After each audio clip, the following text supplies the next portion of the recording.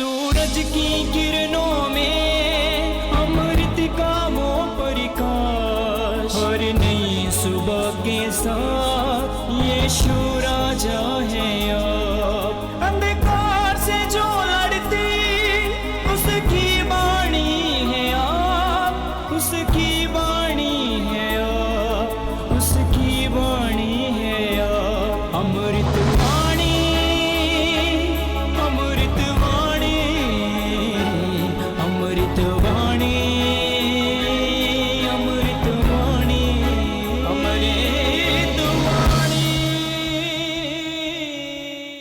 पहला पाठ नबी यिर्मयाह का ग्रंथ अध्याय 13 पद संख्या 1 से 11 तक। प्रभु ने मुझसे यह कहा, तुम जाकर शाल्टी की पेटी खरीदो और कमर में बांध लो, किंतु उसे पानी में नहीं डुबाओगे। मैंने प्रभु के आदेशानुसार पेटी खरीदकर कमर में बांध ली। प्रभु ने मुझसे दूसरी बार कहा, तुमने जो पेटी खरीदी उसे कमर में बांधकर तुरंत फरात नदी जाओ और उसे वहां किसी चट्टान की दरार में छिपा दो।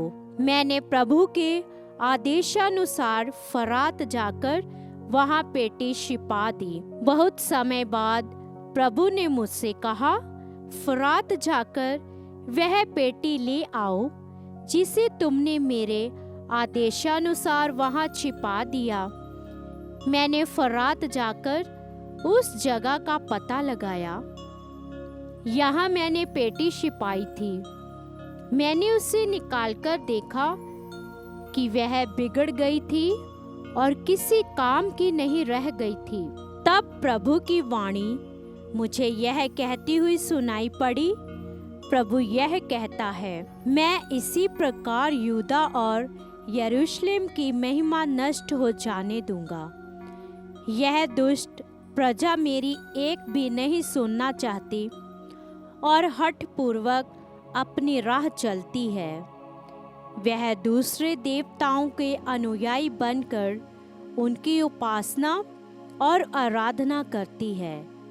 इसलिए वह इस पेटी की तरह किसी काम की नहीं रहेगी, क्योंकि जिस तरह पेटी मनुष्य की कमर में कस कर बांधी जाती है, उसी तरह मैंने समस्त इस्राएल और यहूदा को अपने से बांध लिया था, जिससे वे मेरी प्रजा, मेरा गौरव, मेरी कृति और मेरी शोभा बन जाए।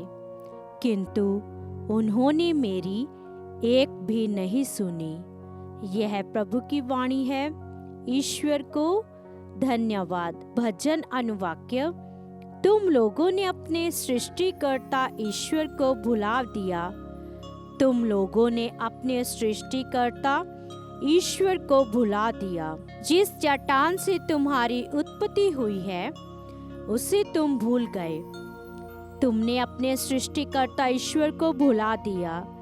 ईश्वर ने यह देखा और क्रोध होकर उसने अपने पुत्र पुत्रियों को त्याग दिया।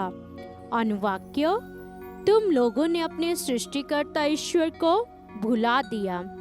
उसने कहा, मैं उनसे अपना मुंह फेर लूंगा और यह देखूंगा कि उनका क्या होगा, क्योंकि यह एक दुष्ट पीढ़ी है, यह एक विश्वासघाती संतति है। अनुवाक्य। तुम लोगों ने अपने सृष्टिकर्ता ईश्वर को भुला दिया, ऐसे देवताओं को मानकर जो ईश्वर नहीं है। उन्होंने मुझे चिढ़ाया। तुच्छ देव मूर्तियों की पूजा कर उन्होंने मेरा अनादर किया। इसलिए मैं ऐसे लोगों द्वारा उन्हें चिढ़ाऊंगा जो मेरी प्रजा नहीं है। मैं एक तुच्छ राष्ट्र द्वारा उनका अनादर कराऊंगा। अनुवाक्य। तुम लोगों ने अपने सृष्टिकर्ता ईश्वर को भुला दिया। जय घोष। पिता ने अपनी ही इच्छा से सत्य की शिक्षा द्वारा हमको जीवन प्रदान किया, जिससे हम एक प्रकार से उसकी सृष्टि के प्रथम फल बन जाएं। हालेलुया। संत मती के अनुसार पवित्र सुसमाचार अध्याय 13 पद संख्या 31 से 35 तक। यीशु ने लोगों के सामने एक और दृष्टांत प्रस्तुत किया। स्वर्ग का राज्य राई के दाने के सदृश है, जिसे एक मनुष्य ने लिया और अपने खेत में बोया।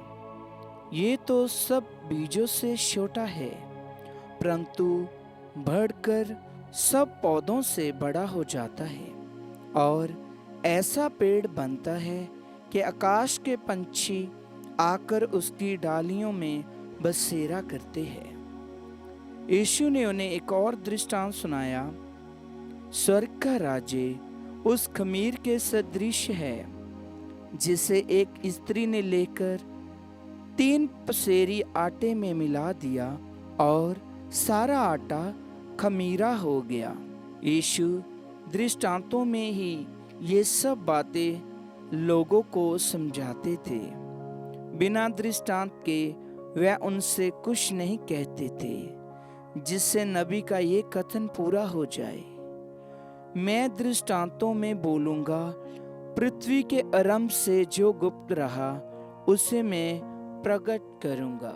प्रभु का सुसमाचार। क्रिस्त की जय।